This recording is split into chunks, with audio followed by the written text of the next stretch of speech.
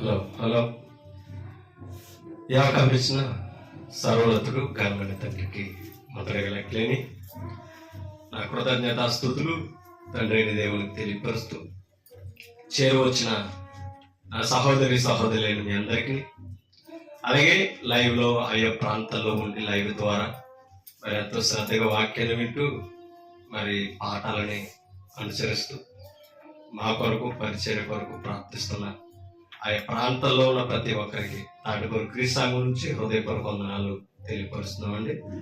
ప్రార్థన చేసుకుని వాక్య పరిచర్లోనికి మనం వెళదాం. ప్రార్థన. సర్వోన్నతుడు, సర్వశక్తిమంతుడు, పరమందు ఆసీనుడు అయిన మా కన్న తండ్రి, మీ పరిశుద్ధమైన అతి శ్రేష్టమైన ఘనమైన నామమును బట్టి లెక్కలేని మా స్తుతులు స్తోత్రాలు తెలియజేస్తున్నాం తండ్రి. మమ్మల్ని ప్రేమించి గడిచిన ఆదివారం నుంచి ఆదివారం దాకా కాపాడి ఈ ఉదయకాల సమయంలోనే మిమ్మల్ని ఆత్మతో సత్యముతో ఆరాధించుకునే భాగ్యాన్ని స్థానిక సంఘము ద్వారా మాకు అనుగ్రహించినందుకు స్తోత్రం. మరి చేరువచ్చిన స్థానిక సంఘ బిడ్డలను జ్ఞాపకం చేసుకొని ఇంకా రావాల్సిన వారు ఉన్నారు, త్వరగా సమయాన్ని గుర్తించి వారిని నడిపించండి తండ్రి. పనులు విడిచిపెట్టి మిమ్మల్ని ఆరాధించే సమయం అయింది. దేవుని కంటే గొప్పది విలువైనది ఏది లేదని తండ్రి ప్రతి ఒక్కరూ గుర్తించి మీ సన్నిధికి రావడానికి తగిన మనసును దయచేయమని తండ్రి. చేరువచ్చి మేమందరం మరి క్రమముగాను నిశ్శబ్దంగాను సహకరించి మీ వాక్యాన్ని మీకు లోబడి భాగ్యాలు దయచేయమని అడుగుచున్నాం తండ్రి. మీ వాక్యానికి మా హృదయాలను తండ్రి మరి సహకరిస్తూ మరి హృదయంలో మీ వాక్యాన్ని భద్రపరచుకోవడానికి మరి తండ్రి వినగలిగిన చెవులు, గ్రహించే హృదయాలు మాకు దయచేయండి. ప్రతి మాటను అర్థం చేసుకునే జ్ఞాన వివేకాలు మాకు దయచేయండి. ముఖ్యంగా ఆరాధనకి చేరువచ్చిన వారిని జ్ఞాపకం చేసుకుని తండ్రి, ఇంకా రావాల్సిన వారు ఉన్నారు, మీ సన్నిధికి నడిపించమని ఆయా ప్రాంతాల్లో ఉండి కూడా తండ్రి మీ వాక్యాన్ని ఎంతగానో శ్రద్ధగా వింటున్నా ప్రతి ఒక్కరిని జ్ఞాపకం చేసుకోండి. ఇతర దేశాల్లో ఉండి వింటున్న వారు ఉన్నారు, ఆయా ప్రాంతాల్లో ఉండి మీ వాక్యాన్ని వీక్షిస్తూ మరి తండ్రి మీ వాక్యాన్ని నేర్చుకుని సంతోషపడుతున్న కుటుంబాలు ఉన్నాయి. వారి హృదయాలు వెలిగింప చేయండి. వాస్తవాలు తెలుసుకుని మీ వైపు తిరగడానికి సత్యాన్ని గ్రహించి తండ్రి క్రీస్తు సంఘములో మరి కుమారుని రాజ్యంలో ఉండగలిగిన స్థితిని ప్రతి ఒక్కరికి దయచేయమని, మీ సంకల్ప ప్రకారంగా నడవగలిగిన స్థితిని దయచేస్తారు.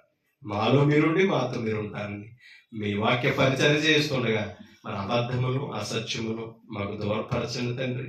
మీ వాక్యాలు కలిపి చెరిపేడి అనేకుల వల్ల మేము ఉండకుండా ఉన్నదే ఉన్నట్టుగా మేము నేర్చుకుని వివరించి బోధించగలిగిన సామర్థ్యాన్ని మా అందరికీ దయచేస్తారని, ప్రతి శబ్దాన్ని మాకు దూరపరచమని, నిశ్శబ్దంగా మీ వాక్యం ఆలకించడానికి కృప చూపుతారని యేసుక్రీస్తు పరిశుద్ధమైన నామమును బట్టి ఈ ప్రార్థన సమర్పించి వేడుకుంటున్నాం మా కన్న తండ్రి. ఆమేన్. విలువైన దేవుని సంగతులు గ్రంథం నుంచి మనం నేర్చుకుంటాం. ఎన్నో మాటలు దైవ గ్రంథంలో మనకు కనపడుతున్నాయి. మనం వినే ప్రతి మాట, మనం నేర్చుకునే ప్రతి మాట కూడా మన ఆత్మీయంగా బలపరచాలి. దేవుని యొక్క సన్నిధిలో మనల్ని స్థిరపరచాలి. ఆ మాటలో ఉన్న భాగ్యం అంత గొప్పది. ఒక మాట మనం చదువుకొని పాఠంలోనికి వెళ్తాం. నిర్గమకాండం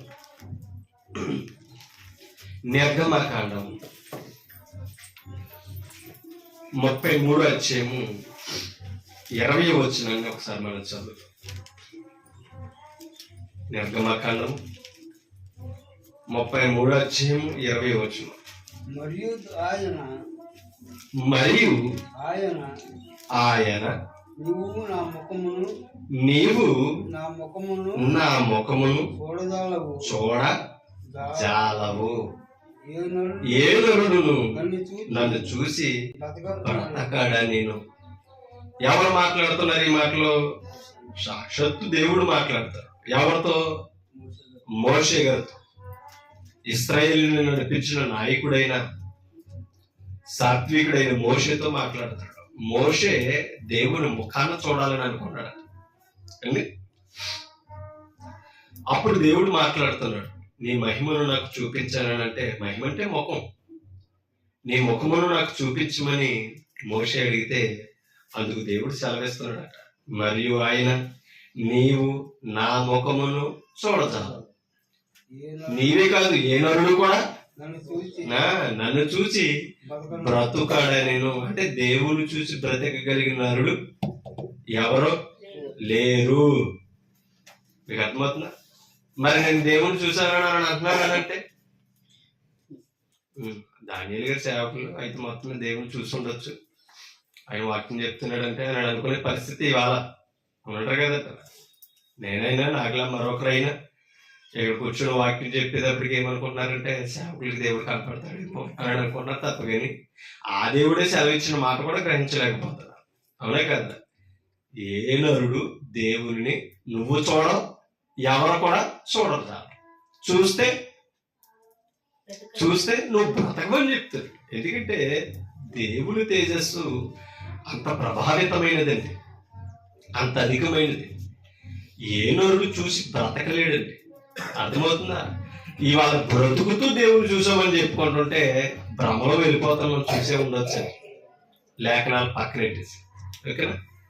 ఒకవేళ నేను దేవుని చూశాను అనుకోండి, ఎవరి మాట తప్పు అవ్వాలి? అర్థమవుతుందా?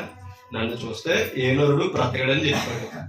నేను చూశానని అన్నాను అనుకోండి, నా మాట రైట్, దేవుని మాట రైట్. దేవుని మాట రైట్ అనుకోండి, నేనేమవ్వాలి? దేవుని చూస్తే నేనేమవ్వాలి? అంతే కదా. మరి ఇంకా దేవుని చూశాను, దేవుడితో కలిసి బ్రతుకుతున్నాను అని చెప్పుకుంటున్నాను అంటే నేను ఇంకా బ్రతుకున్నానంటే ఎవరి మాట అబద్ధం చెప్పండి. ఇప్పుడు ఎవరి మాట అబద్ధం? దేవుని మాట అబద్ధమా? దేవుని వాక్యాన్ని కొట్టేయడానికి ఉందా? లేదు. అంటే ఇవాళ సమాజానికి ఆకర్షణీయంగా ఉండాలని అంటే, ఆకర్షించుకోవాలంటే ఏ క్రొత్త విషయాలు చెప్పాలి. క్రొత్త విషయాలు అంటే బైబిల్లో లేనివి కాదు, ఉన్నవి కలిపి చెప్పేసి కాదు.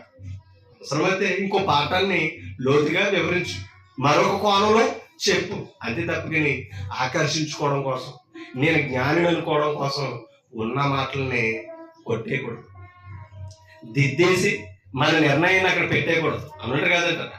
మరలా చదువుతాం చూడండి. నిర్గమకాండం 33:20 మరియు ఆయన, నీవు నా ముఖమును చూడజాలవు, ఏ నరుడును నన్ను చూసి బ్రతకాడనేను. బ్రతకుడో పాయింట్ అర్థమైందా? బ్రతికితాడా బ్రతకడా? అలా అనుకుంటే మోషే బ్రతుకుండొచ్చా? ఇది కదా. అందుకనే మోషే వెనక భాగాన్ని చూశాడంటే దేవుని వెనక భాగాన్ని, ముందు భాగాన్ని ఎవరో చూడలేకపోయారు. చూసిన వారు ఇప్పటికీ ఎవరు కూడా లేరు. కొన్ని పాత నిబంధన కాలంలో చూడలేదు అనుకోవచ్చు, క్రొత్త నిబంధన కాలంలో చూశారన్న వాళ్ళు కూడా ఉన్నారు. ఎందుకంటే యేసుక్రీస్తు ఈ లోకానికి వచ్చాడు కదా. మరి అవునే కదా? యేసుక్రీస్తు లోకానికి వచ్చారు, మానవ దేహముతో నరులతో బ్రతికడు భూమి మీద. అయినా ఎవరు? యేసుక్రీస్తు. దేవుడా కాదా? ఆయన్ని చూసారా లేదా? అవునే కదా. కాబట్టి యేసు ప్రభుడు చూసాము. మీకు అర్థమవుతుందా? క్రొత్త నిబంధన కాలం నుంచి చూస్తున్నాము అని అనుకుంటున్న వారు కూడా చాలా మంది ఉన్నారు. మీకు అర్థమవుతుందా? ఓకే, ఆయన నిజంగా ఆయన ఇప్పటికీ చూస్తూ ఉన్నట్లయితే బ్రతకం. మీకు అర్థమవుతుందా? తండ్రికి ఏ తేజస్సుందో కుమారుడికి అది తేజస్సుంది. తండ్రి అంత మహిమ కలిగిన వాడు, కుమారుడు మహిమ కలిగిన వాడు. తండ్రి ఆత్మస్వరూపుడు, కుమారుడు ఆత్మస్వరూపుడు. తండ్రి చూడలేని మనం క్రీస్తును కూడా అది కాబట్టి శరీరమును దాల్చుకుని లోకానికి వచ్చాడు. అర్థమైందా? ఆలోచించండి. ఆయన శరీరాన్ని దాల్చుకుని లోకానికి వచ్చాడు. ఇప్పటికీ కూడా యేసు ప్రభుని మేము చూసాం. ఆయన రూపం మీదుగా మా వెనకాల, అవునా? మా క్యాలెండర్ మీద ఉంది. మా పులిపీఠం వెనకాల ఎక్కడుంది? స్టేజ్ మీద, గోడ మీద ఉంది. 2 ముళ్ళుకేరడంతో చూపిస్తాం. సిలువ మీద ఎక్క ఎలాడుతున్నట్టు చూపిద్దాం. మరి ఏం చేస్తున్నారండి? రూపాన్ని చూపిస్తున్నారా లేదా? యేసు ప్రభు ఇలాగే ఉంటాడు, యేసు ప్రభు ఈయనేనని ఏం చేస్తున్నారండి? చూపిస్తున్నారు. ఒక నరుడు వేసిన వేషాన్ని, ఆ రూపాన్ని దైవంగా మలిసి ఆరాధనలు పెట్టేయారండి. అవునే కదా? ఒక విజయ్ చంద్ర గారు కరుణామయుడు సినిమా తీసి నటించినందుకు యేసుక్రీస్తులాగా ఆయన ఎవరు చేసేయారండి? దేవుని చేసి. ఆయన దేవుడు. ఇదిగో ముఖ చిత్రం ఎక్కడ ఉందండి గ్రంథంలో? ఒక మాట చూద్దాం. తిమోతి పత్రిక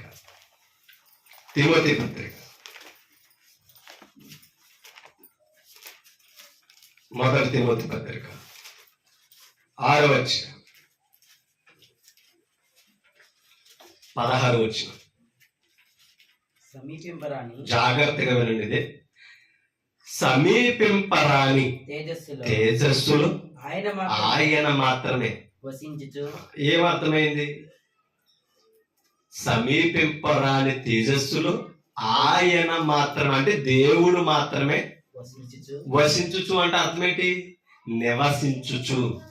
ఎవరు సమీపింపలేని తేజస్సులో ఉన్నాడైనా? ఏ నరుడు సమీపించలేని తేజస్సులో ఉన్నాడు దేవుడు. ఓకేనండి. ఆయన మాత్రమే అక్కడ నివసించగలరు. అర్థమైందా? ఆయన మాత్రమే వసించుచు అమరత్వము గలవాడై అంటే అర్థం ఏంటి? మరణము లేని దేవుడుగా ఉన్నాడు. ఆయన చూసామని అన్నవాడు భూమి మీద ఉంటే బ్రతకడం. మీకు అర్థమవుతుందా? ఆయన చూసిన వాడు ఏం చేయడు? బ్రతకడు. మొదటి తిమోతి పత్రిక 6వ అధ్యాయం 16వ వచనం. ఓకేనండి. అదిగా చెప్తున్నాడు, ఆయన మాత్రమే వసించుచు అమరత్వము గలవాడై మరణము లేని దేవుడు ఆయనే. ఆయన చూస్తే కనుక ఏమవుతాడంటే చూశానన్నవాడు చనిపోతాడు. నేను చూశానని చెప్పుకోవడానికి కూడా ఉండదు. మీకు అర్థమవుతుందా? కాబట్టి ప్రేమతో మనం అర్థం చేసుకోవాలి. ఇప్పుడు బలుపు ఉందండి, అవునా? దీన్ని దగ్గరికి ఎంతసేపు చూడగలను నేను? అది నాకు అవసరం కాంతి పడడానికి అంతే. అది నన్ను చూడాలి తప్ప నేను దాన్ని, అది నా మీద పడుతుంది కాబట్టి నేను చూస్తున్నాను, నన్ను చూపిస్తుంది, అవునా కదా? ఇప్పుడు దీన్ని కళ్ళెట్టి నేను చూడగలనా? ఇదంతా 150 వాట్స్ అనుకుంటుంది, 60 వాట్స్ బల్బు. దీన్నే 2 కొలు దగ్గరెట్టి చూడలేకపోతుంది. మైక్ ఎట్టగలను కానీ నేను ఎక్కడెట్టలేను. 20 వాట్స్ బల్బునే 60 వాట్స్ బల్బునే చూడలేకపోతున్నామే, అవునా కదా? అలాగే 1000 ల్యాంప్ ఉంది, దగ్గర ఇలా చూడగలమా? చూసి పక్కన ఎవరున్నారో చెప్పగలమా? ఎందుకని? మన బల్బులు పనిచేయవండి, మనకి చూపు కాంతి పనిచేయదండి. ఏంటి? 1000 ల్యాంప్కే 500 ల్యాంప్కే ఏమవుతుంది? అలాగా మొన్న సంవత్సరంలో కూడా చాలా మంది జాతరలో అయ్యే కార్యక్రమాల్లో ప్రోగ్రాంలో ల్యాంపులు ఎక్కువ పెట్టేసి చూపు పోయిన వారు కూడా చాలా మంది ఉన్నారండి. పేపర్లో వచ్చారు. ఒక ప్రోగ్రాంలో రాత్రిని పగల చేసేయారండి. ల్యాంపులన్నీ మొత్తం ఆ ప్రోగ్రాంలో పెట్టి ఇంచుమించు 50 మందికి పైగా చూపు పోయిందంటే ఆ ల్యాంప్ కాదికి. మీకు అర్థమైందా? అంటే డైరెక్టర్ నరుడు తయారు చేసిన ల్యాంప్ అని ఒక లైట్ వెలుగుతూనే చూడలేకపోతున్నామే. ప్రకృతులు దేవుడు నోటితో నిర్మించిన సూర్యుని కాంతికి తట్టుకోలేకపోతున్నాం. 55 డిగ్రీలు వస్తుంటే ఏం చేస్తున్నామండి? ఏసీని వెతుక్కుంటా లేదా? మంట వచ్చేసి, అవునే కదా? 55 డిగ్రీలు వచ్చేటప్పటికి ఏమైపోతున్నాం?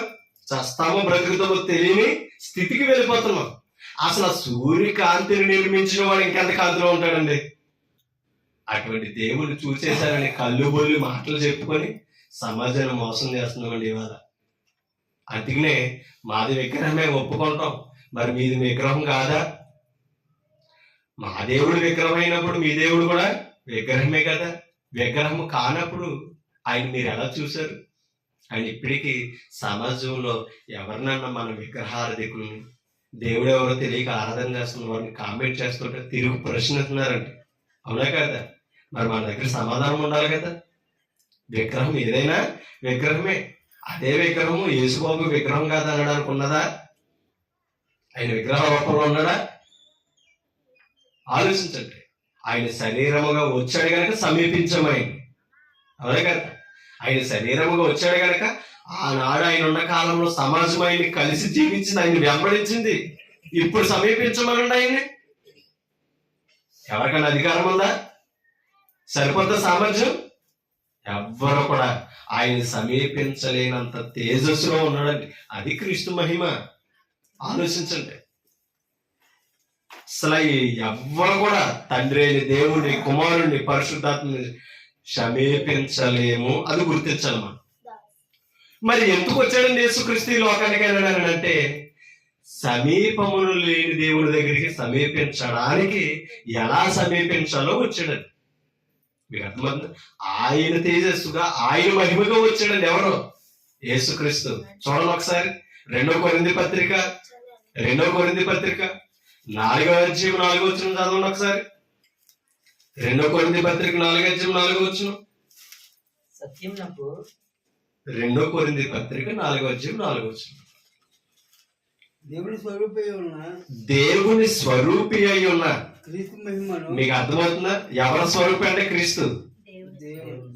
ఇప్పుడు క్రీస్తుకి ఏముంది? మహిమ ఉంది. మహిమ అంటే ఏంటి? తేజస్సు.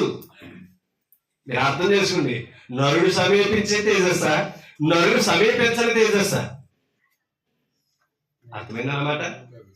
నరుడు సమీపించలేని తేజస్సులు ఇప్పుడు క్రీస్తు ఉన్నారు. నరుడు సమీపించగలిగిన తేజస్సుతో ఈ లోకానికి వచ్చాడు. ఆలోచించండి. ఎందుకంటే ఆయన అలా సమీపించేలా ఈ భూమి మీదకి రాకపోతే కనుక చూడలేని దేవుని దగ్గరికి ఎవరో చేరలేరు. చూడలేని దేవుని దగ్గరికి చేర్చడానికే, ఆయన మహిమ ఏంటో తెలియపరచడానికే మహిమ స్వరూపుడుగా శరీరంలో వచ్చి సమీపించలేని దేవుని దగ్గరికి నడిపించడానికే మహిమగా వచ్చాడు. అందుకనే దేవుని స్వరూపి అయ్యున్న క్రీస్తు. అంటే క్రీస్తు ఎవరి స్వరూపి? స్వరూపం అంటే అర్థం ఏంటి?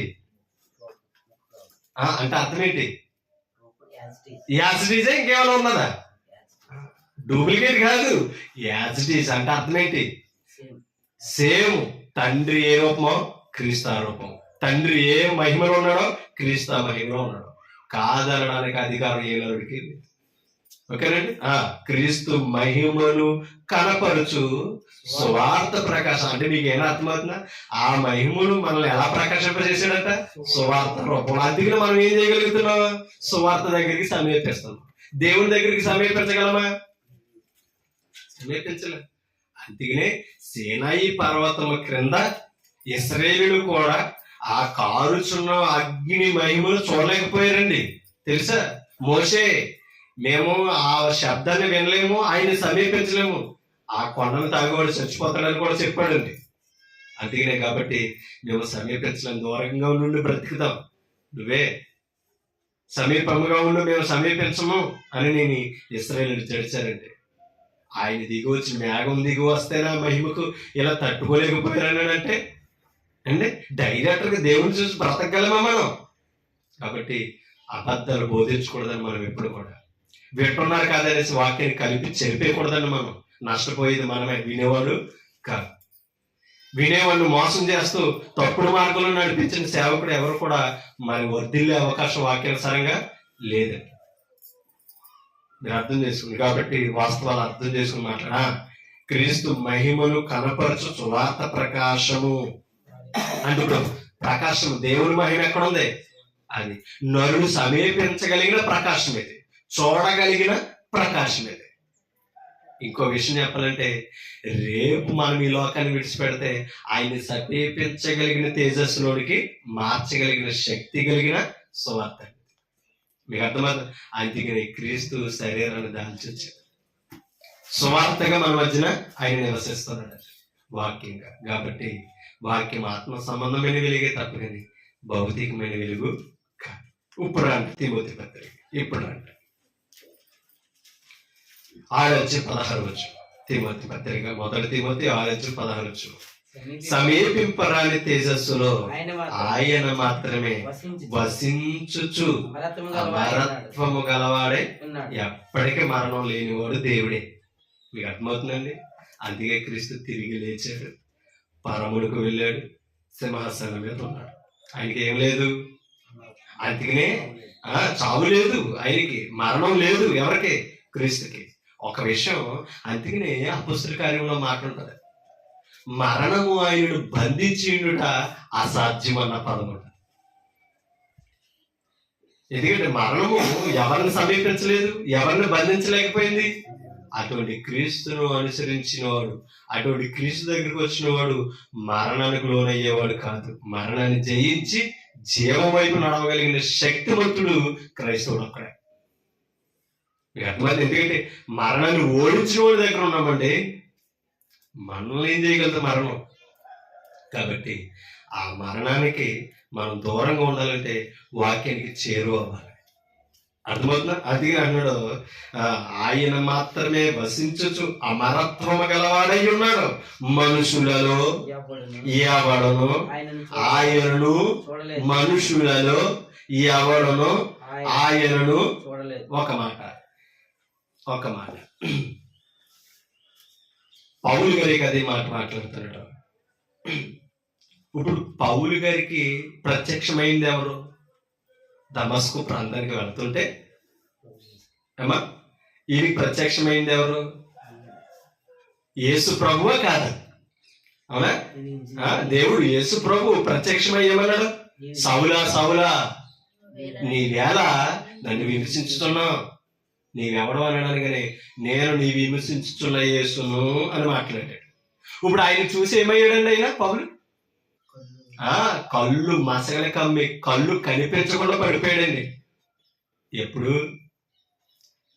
శరీరంలో ఉండగానే శరీరం విడిచి వెళ్ళగానే ఆలోచించాలి.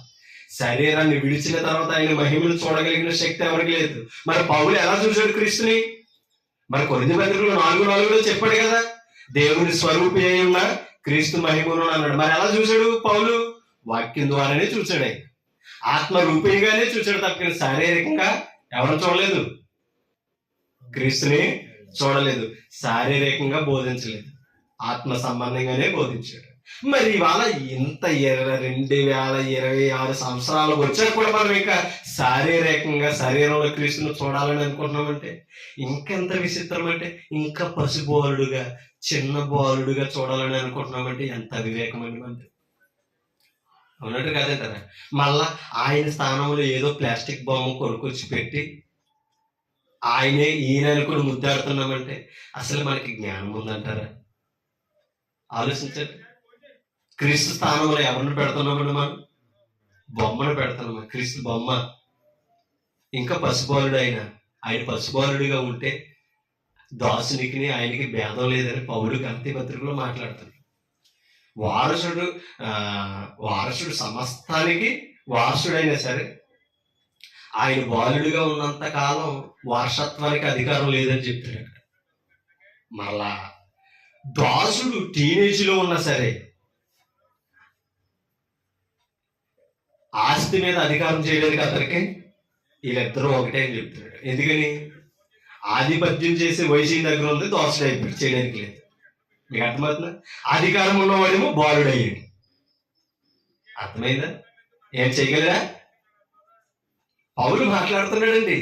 గలతీ పత్రిక 4వ అధ్యాయం మొదటి రోజుల్లో తెలంగా మాట్లాడుతున్నాడు. కొంచెం చదువుదామా? డౌట్ లేకుండా ఉంటుంది మనకి. గలతీ పత్రిక చూడండి. గలతీ పత్రిక ఎలాగో సమయం వచ్చింది కనుక మాట్లాడుతూ వచ్చినాను. 4వ అధ్యాయం మొదటి వచ్చు. మరియు నేను చెప్పినది ఎవరు చెప్తున్నారు? పౌలు చెప్తున్నాడు. నేను చెప్పినదేమనగా వారసుడు అన్నిటికీ ఒక మాట. కొన్ని ఈ వారసుల స్థానంలో క్రీస్తుని పెడతాం.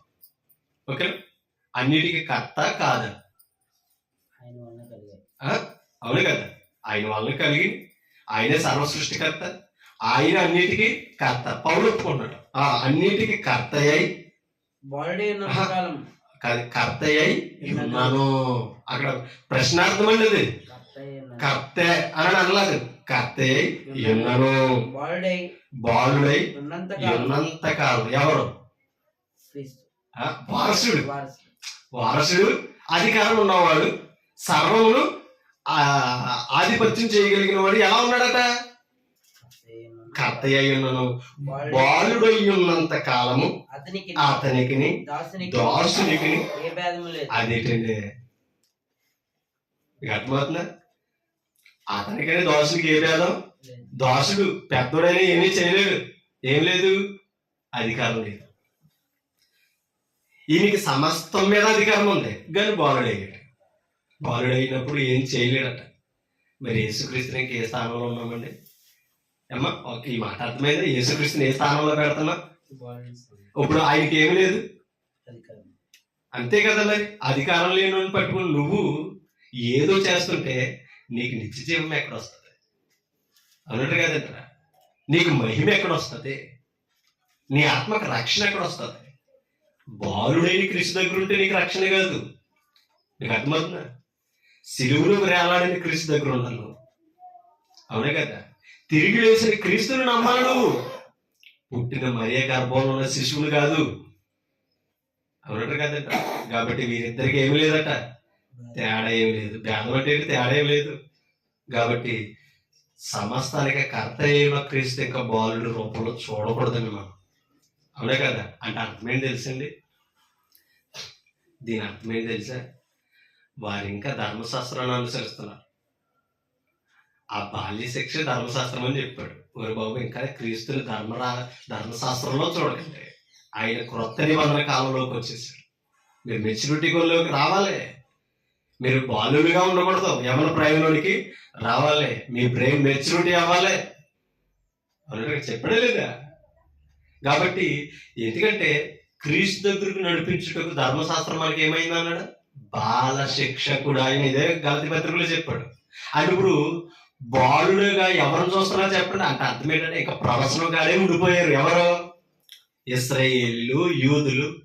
ఏ దేవుని సంకల్పం కొరకు చూస్తున్నారు? అబ్రహాంకి చేసిన ఏ వాగ్దానం కొరకు చూస్తున్నారు? ఆయన ముందుంటే ఏ స్థానంలో చూస్తున్నారని కానీ. అంటే అర్థం ఏంటి? ప్రవచనంలో గుర్తించుకున్నారు తప్ప నెరవేరుస్తున్నామని గుర్తిస్తారు. మనం కూడా తిరిగి లేచి మనకి విమోచన ఇచ్చిన క్రీస్తును పక్కనెట్టేసి ఇంకా బాలునట్టుకుని తిరుగుతూనే ఉంటాం, అవునే కదా. పుట్టుకలో రక్షణ ఉందా? మరణంలో రక్షణ వచ్చిందా? ఆయన పుట్టేసుంటే రక్షణ రాదండి. మరణించి రక్తం గార్చి తిరిగి లేస్తే రక్షణ. మానవ జాతికి రక్షకుడు పుట్టేను అన్న మాట ఉన్నది. అయితే ఇప్పుడు రక్షకుడు పుట్టినప్పుడు మరలా ఇంకా ప్రాణం పెట్టడం ఎందుకు? వచ్చింది ఎవరు? రక్షకుడు. రక్షించలేడా? కానీ ఆ రక్షణ అమల్లోనికి తేవడానికి ఒక కార్యం చేయాలైనా. అందుకనే జన్మించాడైనా, అవునా కదా.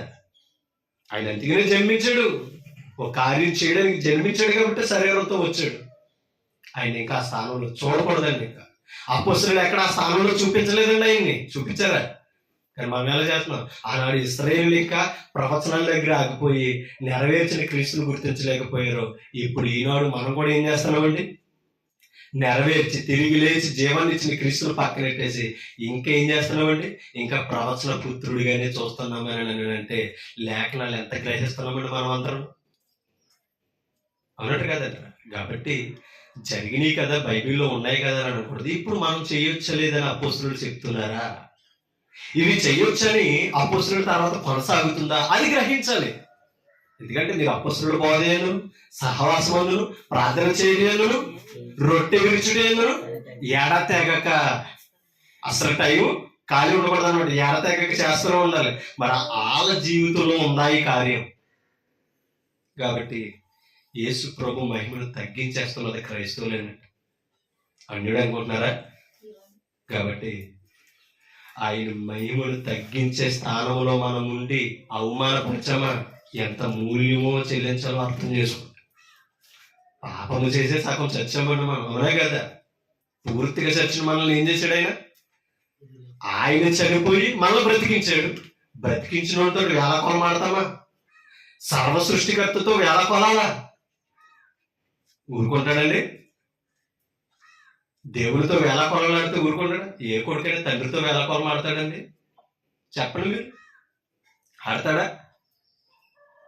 కానీ వాళ్ళ సృష్టికర్తతో వేళాకోలం ఆడుతున్నామండి. క్రీస్తుని నమ్ముకున్నామని చెప్పు, లేకపోతే తీర్పు లేని సమాధానం చెప్తాం.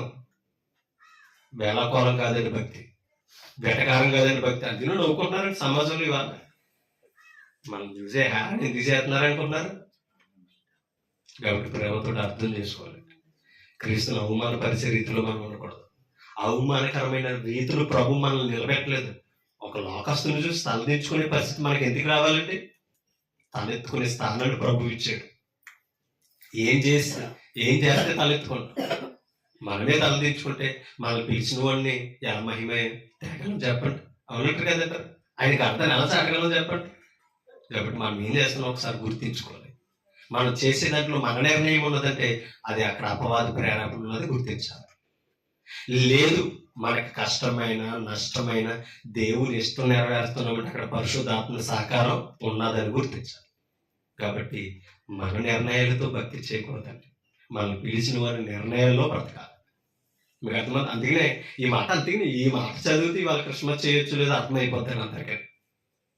ఆయన బాలుడిగా ఉంటే అన్నిటికీ కర్త అయినా సరే అధికారం లేదు.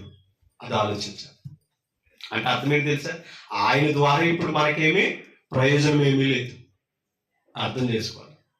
ఆయన ద్వారా మనకు ప్రయోజనకరమైనది ఏదన్నా ఉన్నదంటే తిరిగి లేచిన క్రీస్తును నమ్మాలి. అక్కడికి రావాలి. ఎక్కడ కాదు, ఇంకా తొట్టిగడ కాదు. ఒక్క విషయం చెప్పండి, ఇంకా తొట్టులో ఉన్నాడు ఆయన అండి. యేసు ప్రభు సమాజంలో బోధ చేసి తిరుగుతుంటే అపోస్తలుడు తొట్టుగడికి వెళ్ళి ఆరాధన చేశారండి. యేసు తోడు తిరిగారా? మాట్లాడేటండి. అవునే కదా, పిలిచిన వాడు యేసు ప్రభువే. సంవత్సరం వెళ్ళి తొట్టుగడ ఆరాధన చేశారు ఈయన పక్కనెట్టి. పోనీ ఈయన ఉంటే ఖండించాడు కాబట్టి వదిలేడు. ఆయన వెళ్ళిపోయాక తొట్టుగడికి వెళ్ళారా? ఇక్కడే జన్మించాడు ఈయన, పశువులు పాకిదే. మేము ఎక్కడ ఆరాధన చేస్తామని వెళ్ళిన దాఖలాలు ఎక్కడ ఉన్నాయా? సాక్షాత్తు చూసిన వారు ఎరిగిన వారే చేయలేని మనం ఏంటో మనకి తెలియదు. ఆ ప్రాంతం ఏంటో తెలియదు, ఎక్కడ జరిగిందో తెలియదు.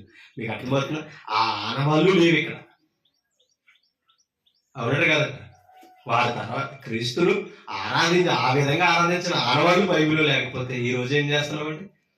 ఆనవాళ్ళు వెతుక్కుంటూ వెళ్తాం, ఉన్నాయని కల్పించుకుంటూ వెళ్తున్నాం. కాబట్టి పొత్తుగొడ్డలతో చుట్టబడి ఉన్నాడు పశువుల తొట్లు అని చెప్పిన మనకి కదా ఎవరికి? ఆ కాలంలో గొర్రెల కాపురికి చెప్పారు. అంతేనంటారా? మనకి చెప్తారు. మనకి చెప్పింది ఎవరు? అపోస్తలులు. ఎలాగా? సువార్త రూపంలో. లోక రక్షకుడు ఈయనేనని వాక్య రూపంలో చెప్పాడు. వాక్యం ద్వారా పరిచయం చేయాలి. ఆయనకి వాక్యం ద్వారానే చూడాలి. లోకానుసారంగా అయిన ఆరాధన చేయకూడదు. మనకు సంతోషం వచ్చినా సరే, ఏమొచ్చినా సరే. ఒక మాట చదువుతాను చూడండి. మరియు నేను చెప్పినదేమనగా వారసుడు అన్నిటికీ కర్త అయి ఉన్నాను. బాలుడు అయి ఉన్నంత కాలం అతనికి దాసునికి ఏ భేదము లేదు. తండ్రి చేత నిర్ణయింపబడిన దినము వచ్చే వరకు అతడు సంరక్షకుల యొక్క గృహ నిర్వాహకుల యొక్క అధీనములు ఉండును. అటువలనే మనమును బాలురుమై ఉన్నప్పుడు. మీకు అర్థమవుతుందా? అంటే లోకానుసారంగా బ్రతుకుతున్నాం. బాలురు అంటే అది అర్థం. బాలురుమై ఉన్నంత కాలము లోక సంబంధమైన మూలపాఠములకు లోబడి. మీకు అర్థమైందా? మనం ఏమయ్యాం అంటే బాలుడు ఏం చేస్తాడండి? ప్రతిదీ నమ్ముతాడా నమ్మడా? చాక్లెట్ ఇచ్చి దొంగడు తీసుకుపోతానన్న చాక్లెట్ చూసి మంచోడైనా అనుకుంటాడు. ఎందుకని? పసుకుంది అక్కడ. అవునంటారు కదా. ఆ పసిప్రాయం మంచి చెడులు యోచించదు. మంచి చెడులు యోచించాలంటే యవ్వన ప్రాయం కావాలి. తెలివైన వాడుగా ఎదగాలి. మనం ప్రభులోకి రాకముందు మూలపాఠాలు తప్పి తిరిగాం. ఇప్పుడు ప్రభులోకి వచ్చే కూడా మూలపాఠాలు వెతుక్కుంటాం. అంటే మెచ్యూరిటీ అయ్యామా? మనం బుద్ధి జ్ఞానం ఎదిగిందా? అందుకని అంటాం మనం మనిషి ఎదిగాడండి, పాపం బుర్ర ఎదగలేదు, అందుకని ఇలా ఉంటున్నాడండి. అన్నాడు. 20,000 వచ్చినా 15 ఏళ్ళు వచ్చినా పిల్లడు ఇంకా బొమ్మలతో ఆడుతున్నాడు అని అనుకోండి. దాని అర్థం ఏంటండి? మనిషి ఎదిగాడు కానీ, బాడీ ఎదిగాడు కానీ ఏమి ఎదగలేదు? బుర్ర ఆలోచింపజేసే స్థాయి పెరగలేదు. ఇవాళ క్రీస్తులో కూడా మనం ఎలా ఉన్నాం చెప్పండి? 20-30 సంవత్సరాల నుంచి కూడా వాక్యంలో ఎదుగుతూ ఇంకా బొమ్మలతో ఆడుకుంటున్నాం మనం. అది చెప్తున్నాడు పౌలు ఇక్కడ.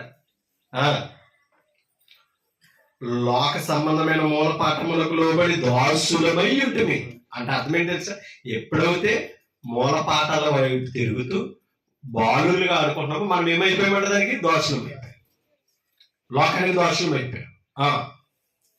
అయితే కాలము పరిపూర్ణమైనప్పుడు దేవుడు తన కుమారుని పంపాడు మెచ్యూరిటీని తెలియపరచడానికి. అర్థమవుతుందా? మెచ్యూరిటీని తెలియపరచడానికి, మన ఆత్మ సంబంధమైన స్థితిలో అభివృద్ధి చేయడానికి ఎవరు పంపించాడంట? కుమారుడని క్రీస్తు పంపడానికి ఏం చూశాడంటే కాలాన్ని చూశాడట. కాలానుగుణంగా నడిపించాడట. కాలము సంపూర్ణమైనప్పుడు దేవుడు తన కుమారుని పంపెను. ఆయన స్త్రీ యందు పుట్టి మనము దత్తపుత్రులము కావాలని అనుకున్నాడట. ఎవరికి? తండ్రికి. ఎవరమో మూలపాఠాలతో దోషులం అయిపోయాం కదా లోకానికి. అలాంటి మనల్ని విమోచించిన తండ్రికి ఏం చేయాలనుకున్నాడట? మనల్ని దత్తపుత్రులము, కుమారులము, కుమార్తెలుగా దత్తత చేయాలనుకున్నాడట. ఎందుకంటే సొంత వారసులు మనం చెప్పుకునే ఆధిపత్యం చంపేసుకున్నాం. ఆదాము దగ్గర నుంచి కోల్పోయాం. అది ఇప్పుడు ఈయన వచ్చి దత్తతం తీసుకున్నాడంట. ఎవరిని? మన దత్తపుత్రులు కావాలని ధర్మశాస్త్రములకు లోబడి ఉన్న వారిని విమోచించుటకై ధర్మశాస్త్రములకు లోబడిన వారైన అర్థమైనప్పుడు. కాబట్టి మీరు ధర్మశాస్త్ర ప్రకారంగా ఇంకా నడిచారంటే మీరు ఎవరు? బాలురులే. మీరు ఎవరు కాదు, మెచ్యూరిటీ కాదని చెప్తారు. ఇప్పటికీ మనం మూల పాఠాల దగ్గర తిరిగి ఉంటే మనం కూడా ఎవరని చెప్పండి. అదే కదా గలతీలో ఏంటి, అలాగే కొలసీలో ఏంటి, పండుగలు, అమావాస్యలు, దినములను, కాలములను మనం ఇంకా చూస్తున్నామంటే మనం ఎవరు అనుకుంటున్నారు? మెచ్యూరిటీ లేని మనుషులు, శరీర సంబంధమైన లోక మనుషులమే తప్పని ఆత్మ సంబంధమైన వారము కాము గుర్తించారు. క్రీస్తు ఆత్మ సంబంధం మెచ్యూరిటీ ఇవ్వడానికి వచ్చాడు. ఆత్మ సంబంధంలో అభివృద్ధి చేసి స్థిరపరచడానికి వచ్చాడంటే. మనం ఏం చేస్తున్నామో మైకుములు ఏదో చేసేస్తున్నట్టుగా నడిపించేవాడు కాదండి. నువ్వేం చేస్తున్నావు స్పష్టంగా తెలుసుకోవాలి. నన్ను ఏం చేయమన్నాడు స్పష్టంగా గ్రహించాలి. ఆ జ్ఞానంలోకి ప్రభువు నడిపించాడు.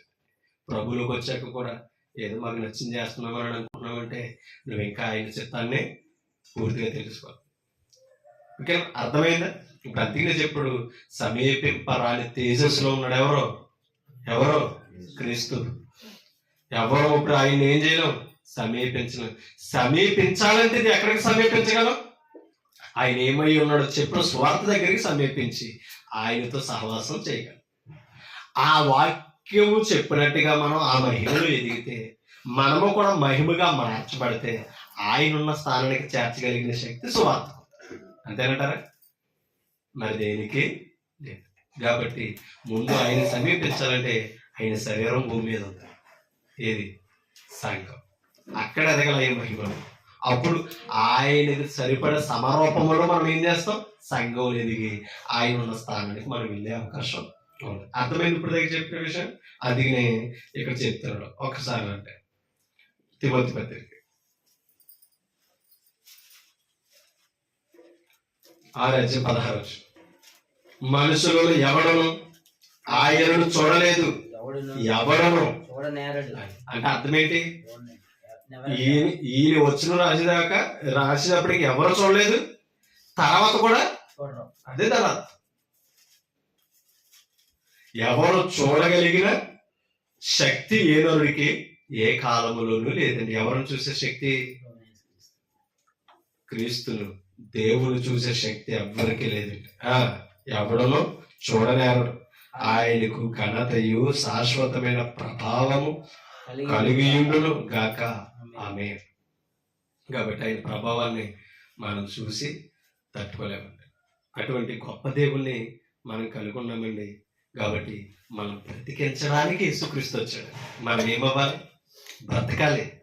ప్రభువులో ఉండి ప్రభుని ఎరుగు కూడా మనం ఏమవ్వకూడదు? చనిపోకూడదు. అర్థమైందా? ప్రభువులో బ్రతకడానికి మనల్ని పిలిచాడు. బ్రతికించేవాడు ప్రభు. అంటే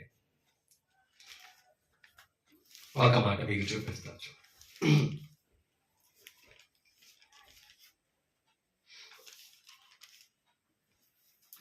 కొలసీ పత్రికలోనికి మనం వెళ్తాం.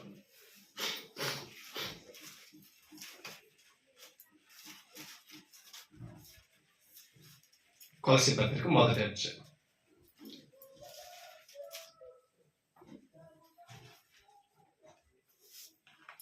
తీసా 14 వచనం చదువుతాం.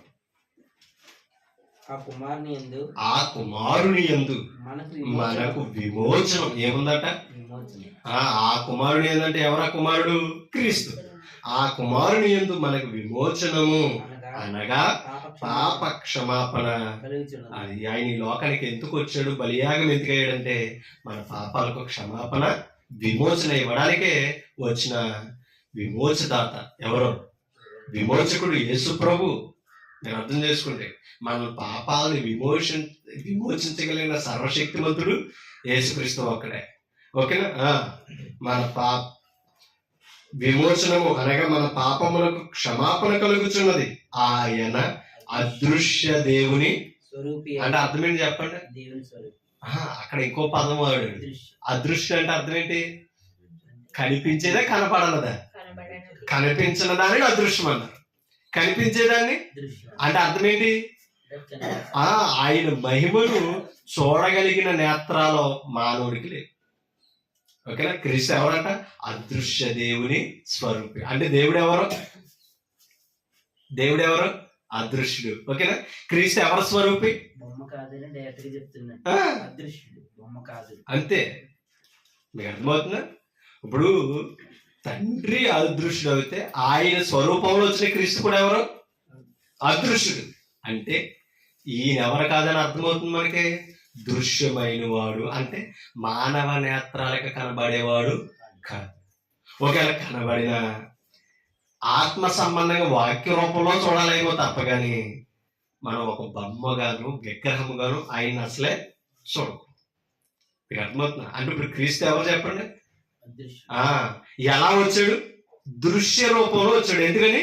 విమోచన క్రయదానం చెల్లించాలి కనుక, ఆయన విమోచించాలి కనుక, ఆయన నుండి పాప క్షమాపణ కలగాలి గనక.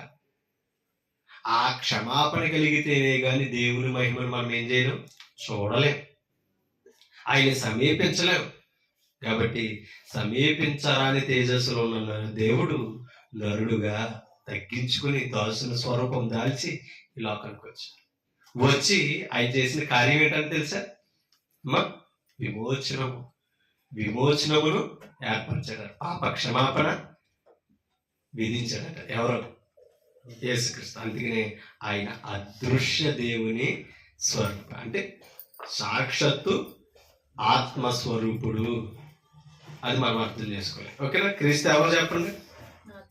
అదృశ్య దేవుని స్వరూపి అయి సర్వ సృష్టికి అంటే అర్థమేంటి? మొదటి వాడు అని అర్థం.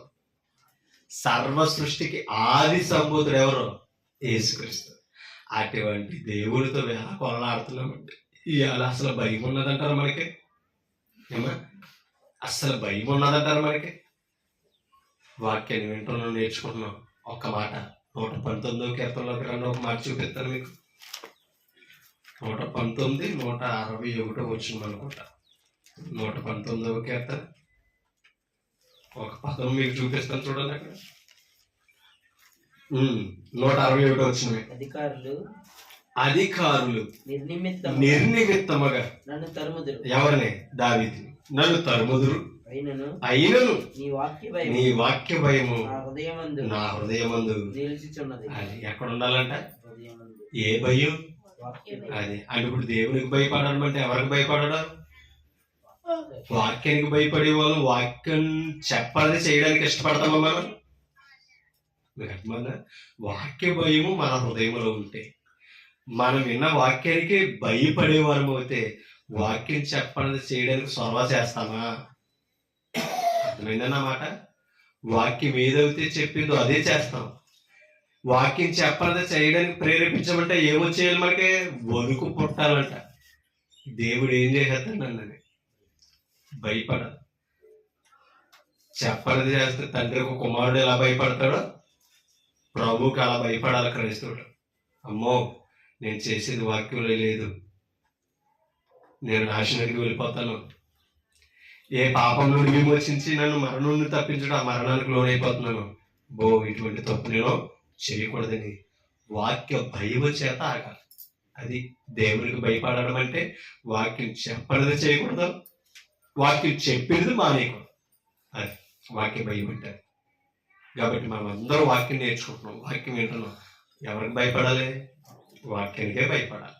వాక్య భయములోనే అది మనుషులకు భయపడకూడదు, పాస్టర్ గారికి భయపడకూడదు. అవునంటే కాదంటారా? ఈ యాక్టింగ్లు ఎక్కువైపోయినాయి. విశ్వాసం వస్తే ఓ భయం, అవునంటే కదంటారా? పాస్టర్ గారు వస్తే ఓ భయం.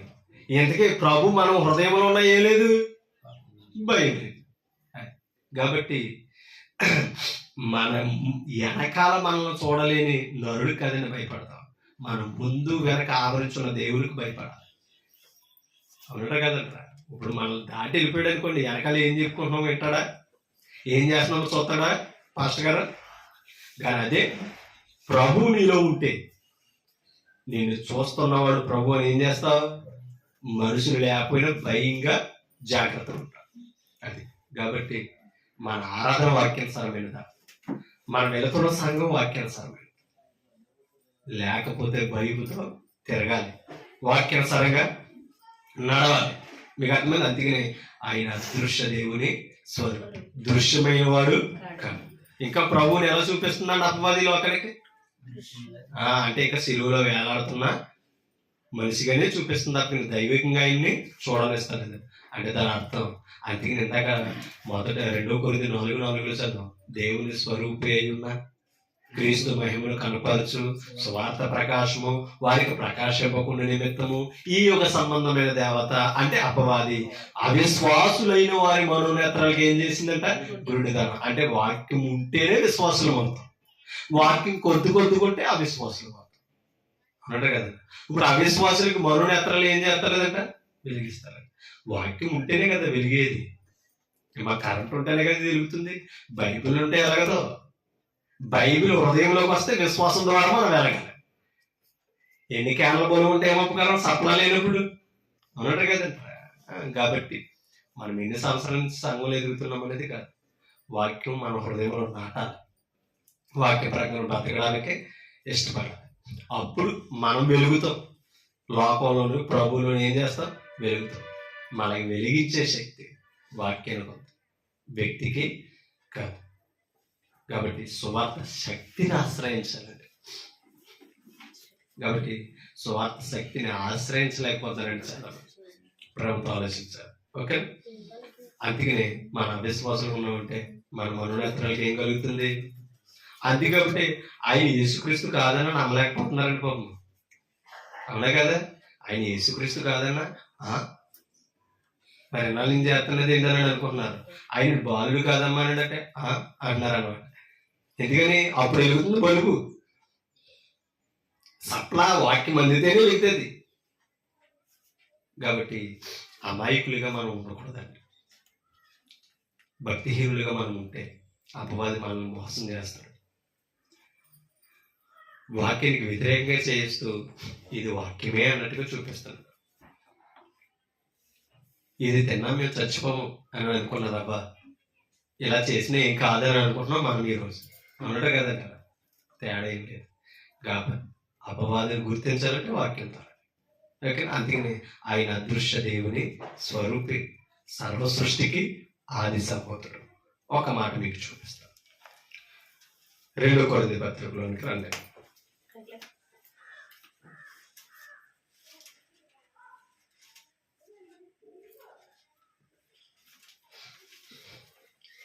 5 అధ్యాయం, 2 కొరింథీ పత్రిక 5 అధ్యాయం.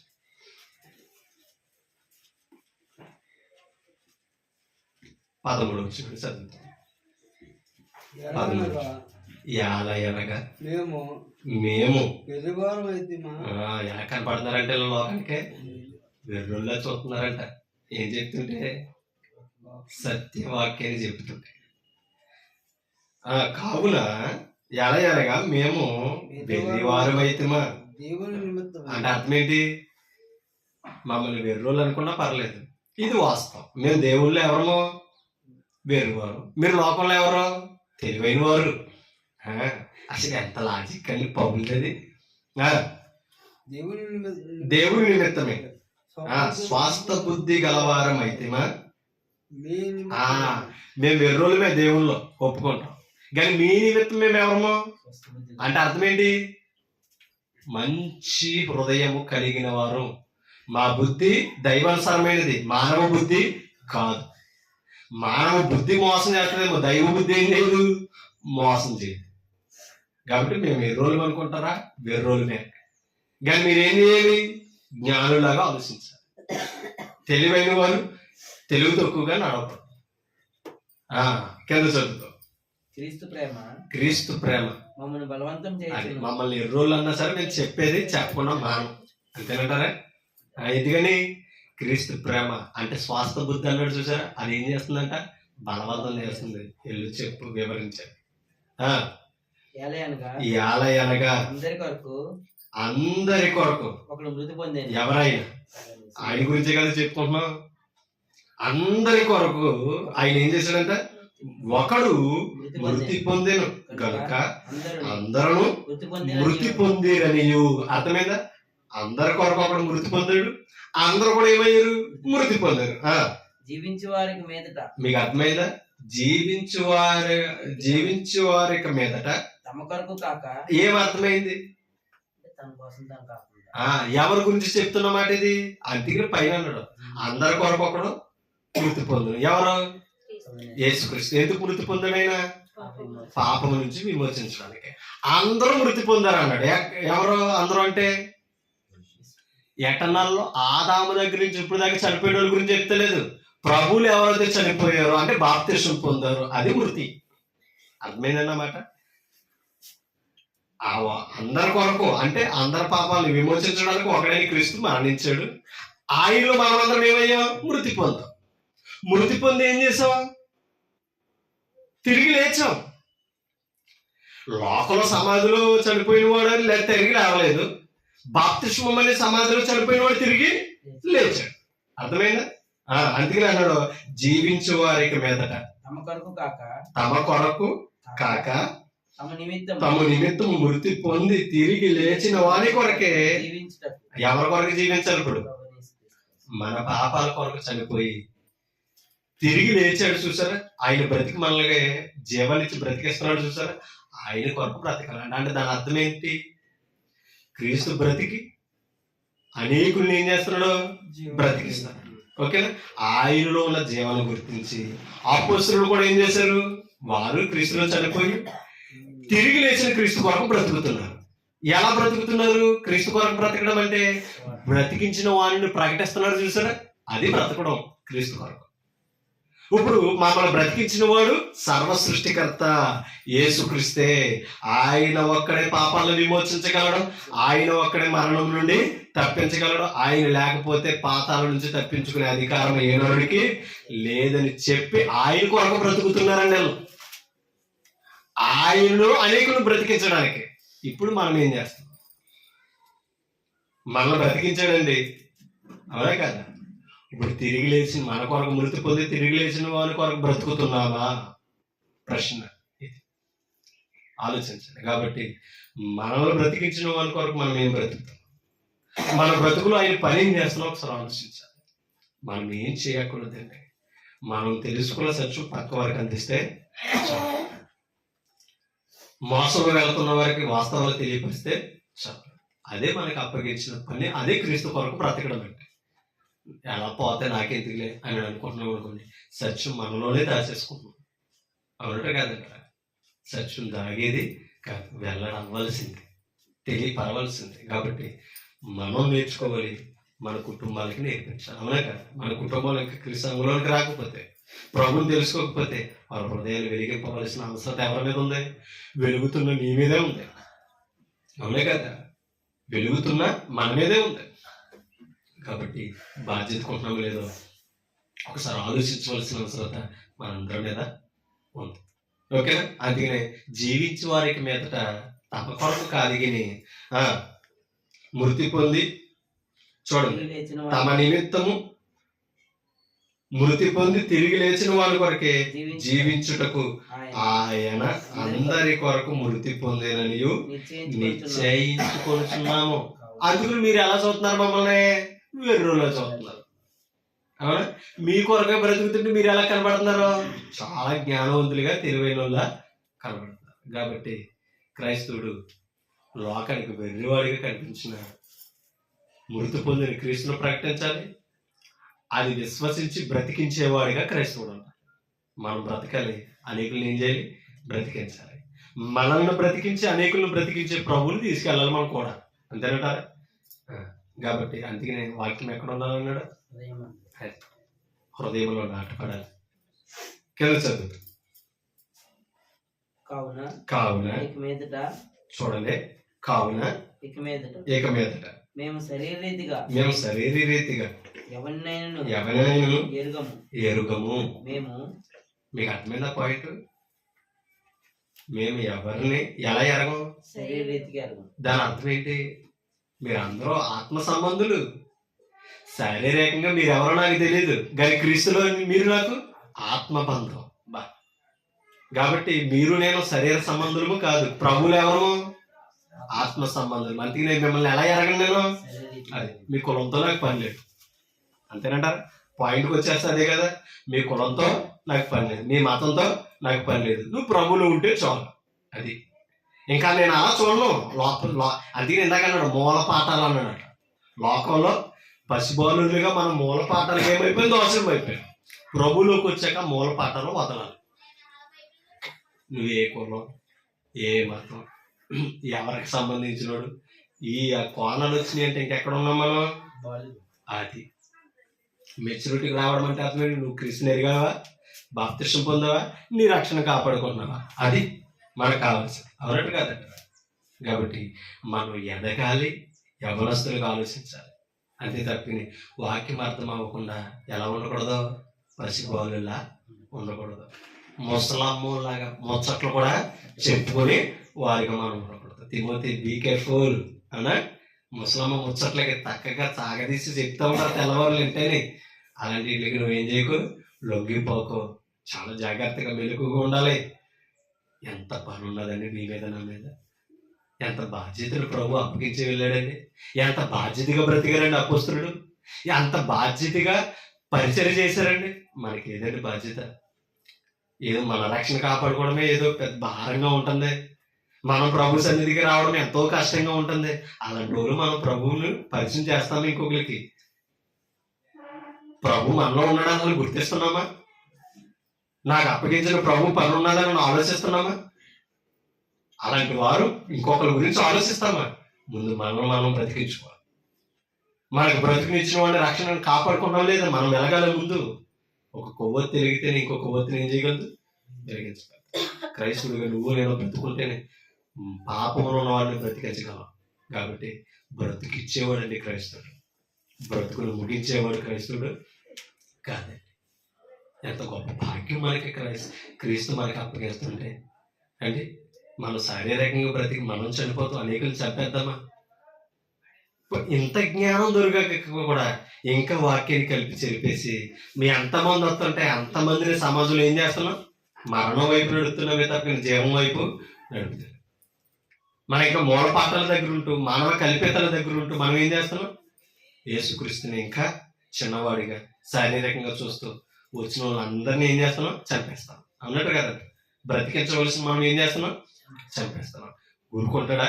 నువ్వు చచ్చిపోతేనే నీకు నీ ఆత్మకు సమాధానం చెప్పాలని అంటున్నాడు కదా. నేను నమ్ముకొని అనేకులను చంపేస్తుంటే ఊరుకుంటాడా? ఎంత కఠినమైన శిక్ష ఉంటుందండి. అందుకనే 2 తీర్పులు అన్నాడు బోధకుడికి.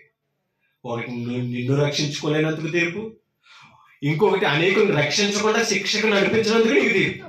కాబట్టి ఎంత కఠినమైన తీర్పు సేవకుడికి ఆలోచించాలి. కాబట్టి వాక్యం పట్టుకొని మనుషులతో వేల కొలలు ఆడకూడదు, దేవునితో వెకిలి చేష్టలు చేయకూడదు. ఊరుకోడండి. కింద చదువుతాం.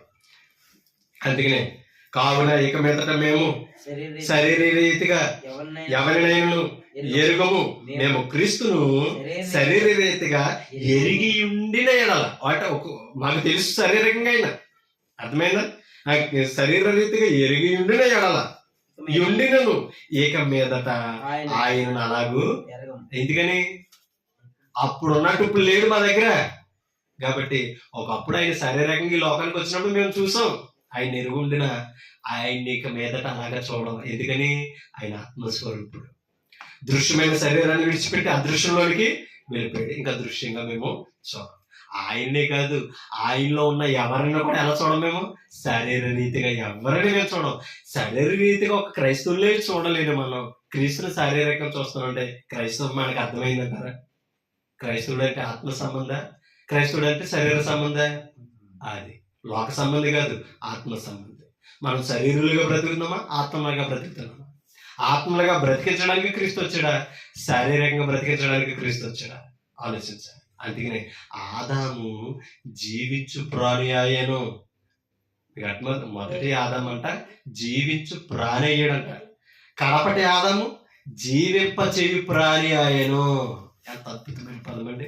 అంటే ఆదామునందు అందరూ మృతి పొందితే కడపటి ఆదామునందు అందరూ జీవిస్తున్నారట, బ్రతికింపబడుదురు. ఎంత అద్భుతమైన పదం తెలుసండి. కాబట్టి క్రీస్తు మనల్ని బ్రతికించడానికి వచ్చాడు.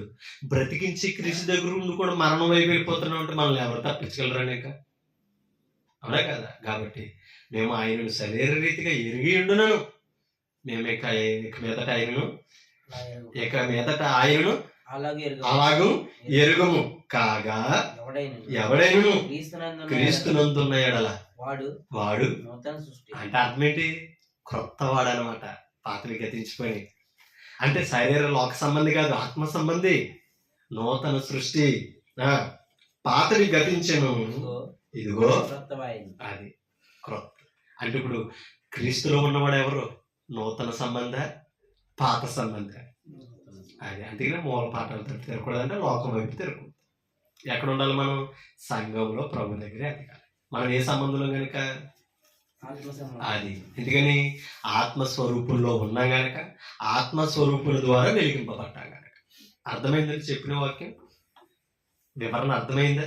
కాబట్టి ఇంత జ్ఞానం లోకానికి చెప్తుంటే లోకం ఎలా చదువుతుంది? సాగేస్తున్నారు అనమాట వెటకారంగా. నీకే తెలుసా అన్నట్టుగాని. కాబట్టి ఇవాళ వెటకారాలతో వాస్తవాలు చెప్తున్న వారిని మనం ఏం చేస్తున్నాం? తోసేస్తున్నాం, ప్రభుని తోసేస్తున్నాం.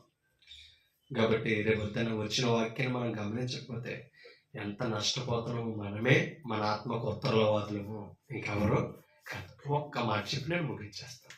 ఓకేనండి. ఇప్పుడు ఎవరన్నా క్రీస్తుని ఎలా చూడమంటున్నారు? క్రీస్తుని ఎలా చూడ? క్రీస్తు శరీరుడా కాదా? క్రీస్తు శరీరుడే కాదు కాదండి. అది అంటే అర్థం ఏంటి? ఆయన సిలువు వరకు మేము శారీరకంగా చూసాం. సిలువులో ఆయన మరణించి సమాధుల నుంచి తిరిగి లేచిన తర్వాత మేము ఎలా చూడలేదు? ఇంకా శారీరకంగా చూడలేదు. శరీరుడు కాదైనా. కాబట్టి ఆయనలో ఎటర్నల్ లైఫ్ చూసారండి. పాస్ట్ టెన్స్,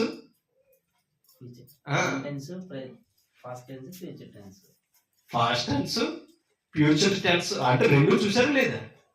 శారీరకంగానే చూసారు, ఆత్మ సంబంధాన్ని కూడా గుర్తించారు. మనం ఆ శారీరకంగానే చూస్తున్నాం తప్పని ఆత్మ సంబంధంగా గుర్తించలేకపోతాం. ఓకే, ఒక పదం చెప్పి నేను ముగించేస్తాను. మొదటి యోహాను పత్రిక మొదటి అధ్యాయం మొదటి వచనం.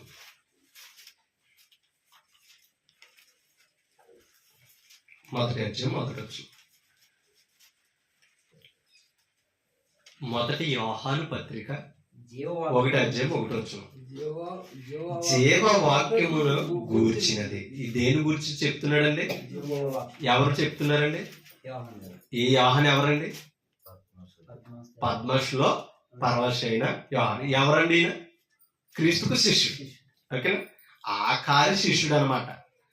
అపోస్తలుడు మరణించిన వారిలో ఆఖరి శిష్యుడు ఎవరు? ఈ యోహాను గారు. ఆయన చెప్తున్నాడు జీవ వాక్యమును. అంటే ఇప్పుడు వాక్యములు ఏముంది? అది అసలు జీవాధిపతి ఎవరు? క్రీస్తు. ఇప్పుడు వాక్యంలో జీవం ఉన్నదంటే వాక్యం ఎవరు? క్రీస్తు. అంటే ఇప్పుడు యోహాను గారు ఎవరి గురించి వివరిస్తున్నాడు? జీవవాక్యాన్ని గురించి వివరిస్తున్నాడు. జీవవాక్యమును గూర్చినది ఆది నుండి. అది ఎప్పటి నుంచి ఉన్నదట? మనం అర్థం. అందుకనే ఆయన అదృశ్య దేవుని స్వరూపి, సర్వ సృష్టికి ఆది సంభూతులని చదవం కొనసాగు. ఈయన మీకు అర్థం లేదు. క్రీస్తుని గురించి పరిశుద్ధుడికి ఎలా పరిచయం చేస్తున్నారో చూడండి. ఆయన ఎవరంట? జీవవాక్యమును కూర్చున్నది. అంటే జీవవాక్యంగానే చూస్తాం తప్ప భౌతికంగా ఆయన్ని చూడలేదు. అంటే ఇప్పుడు ఆయన ఏమై ఉన్నాడని చెప్తున్నారు? అది జీవము, రెండు వాక్యమై ఉన్నాడంతే. అంటే ఇప్పుడు ప్రభుని ఎలా చూడాలని చెప్తున్నారు? అది ఆత్మస్వరూపముగా వాక్య రూపంలో చూడాలి తప్ప కానీ భౌతిక రూపంగా ఒక ప్రతిమలో ఆయనను చూడకూడదు.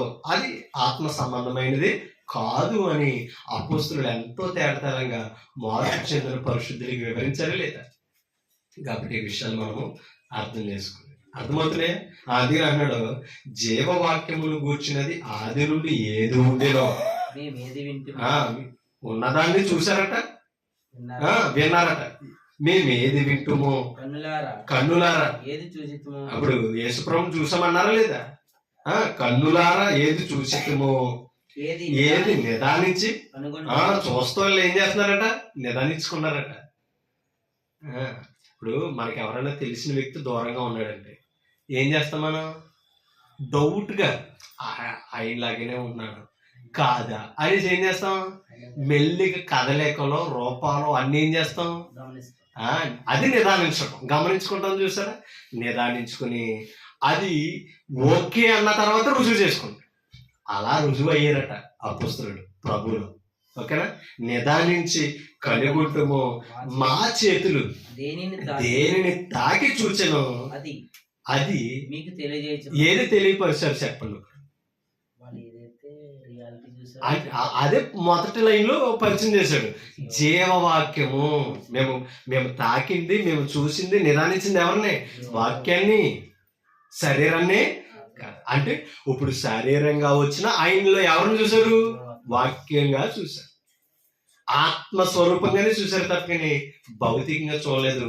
ఎప్పటికీ మనకి ఎలా కనపడుతున్నారండి? మనకి అపోస్తలులు కనపడిన రూపం చూడాలనుకుంటున్నాం మనం ఇంకా. కాకపోతే అది వాక్యానుసారము కాదు. ఓకే, అర్థమైందా? రెండవచ్చు ఆ జీవము. ఏ జీవము? జీవవాక్యమును గూర్చినది అన్నాడు. చూసారా? మేము ఏదైతే చూసామో, తాకాము, నిదానించాము, కనుగొన్నాము, ఆ జీవము ఎంత అద్భుతమైన విషయం అండి. భూమి మీదకి ప్రత్యక్షమైంది. ఆ జీవము ప్రత్యక్షమైన తండ్రి వద్ద నుండి మాకు ప్రత్యక్షమైన ఆ నిత్య జీవమును మేము చూసి. ఎవరిని చూసామన్నారండి? తండ్రి దగ్గర నుండి ప్రత్యక్షమైన జీవం ఇది. ఎవరు? నిత్య జీవం, ఎటర్నల్ లైఫ్. ఆత్మ సంబంధి క్రీస్తు అని చెప్పడానికి ఆయన జీవవాక్యం అని చెప్తున్నారే తప్ప కానీ ఆయన నరుడు. ఆ జీవం భూమి మీద ప్రత్యక్షమైంది, మేము చూసాం. అది నిత్య జీవం. నిత్య జీవమును మేము చూసి ఆ జీవమును గురించి సాక్ష్యమిచ్చుచు దానిని మీకు తెలియపరచుచున్నాం. అదే కదా ఇప్పుడు మనం చేయవలసింది. వాళ్ళు తెలియపరిచారు, వాళ్ళు ఎలాగైతే తెలియపరిచారు మనము అలాగే తెలియపరచాలి. ఇంకా ఏదో బెటర్గా చేద్దాం, ఇంకేదో కల్పిద్దాం అన్నట్టుగా ఉన్నది చెప్తే చాలు. మాతో కూడా మీకు అర్థమవుతుందా? వారు ఎలా పరిచయం చేశారు లోకానికి, మనము తెలుసుకుని అలాగే పరిచయం చేయాలి. ఆ జీవం గురించి సాక్ష్యం ఇవ్వాలి. మాతో కూడా మీకును సహవాసం కలిగినట్టు. అంటే ఇప్పుడు వీరికి ఏముంది? సహవాసం. ఎవరితో? ఆ నిత్య జీవంతో, జీవవాక్యంతో వీరికి ఏం దొరికింది? సహవాసం అంటే ఏంటి? కలిసి జీవించారా లేదా? చూడండి, మాతో కూడా మీకు సహవాసము కలిగినట్లు మేము చూచిన దానిని వినిన దానిని మీకును. అంటే మీరు కూడా ఏం చేయాలి? వినాలి, చూడాలి, నిదానించాలి, గ్రహించాలి. అప్పుడు మాతో పాటు మీకు ఏం కలుగుతుంది? అది ఆ జీవం ఏంటో, జీవవాక్యం ఏంటో మీరు గ్రహించుకుంటారు. ఎంత జ్ఞానం అండి! మీరు గ్రహించుకుంటే మీకు కూడా ఏం దొరుకుతుంది? ఎవరితో? మాతో దొరుకుతుంది. ఎవరితో? అపోస్తలులతో. అపోస్తలుల సహవాసం ఎవరితో? క్రీస్తు. అది అర్థమైంది. ఇప్పుడు మనం ఎవరితో సహవాసం చేయాలి? అపోస్తలులతో సహవాసం చేయాలి. అపోస్తలులతో సహవాసం అనేది ఎలా దొరుకుతుంది? వారు ఇచ్చిన వాక్యంలో దొరుకుతుంది. మాతో కూడా మీకు సహవాసము కలిగినట్లు మేము చూసిన దానిని వినిన దానిని మీకును తెలియజేస్తున్నాము.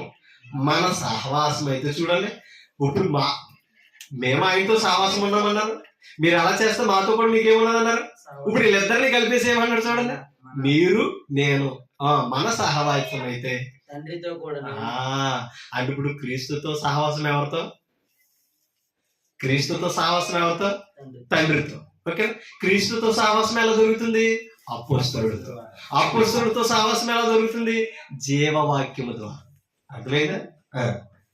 తండ్రితో కూడా ఆయన కుమారుడైన యేసుక్రీస్తు క్రీస్తు కుమారుడైన యేసుక్రీస్తుతో కూడా ఉన్నది ఏది సహవాసం. సహవాసం. మన సంతోషము పరిపూర్ణమగుటకై నేను ఈ సంగతులను వ్రాయించను.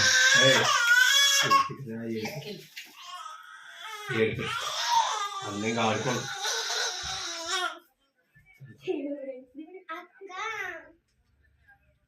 మీకు అర్థమవుతుందా అండి? మన సహవాసం ఎవరితో ఉంది? తండ్రితో ఉంది, అంటే ఇప్పుడు ఎవరితో ఉండాలి? ముందు మనం సహవాసం ఎవరితో చేయాలి? ఆ సహవాసానికి కర్త ఎవరు ప్రకటించారు చూసారా?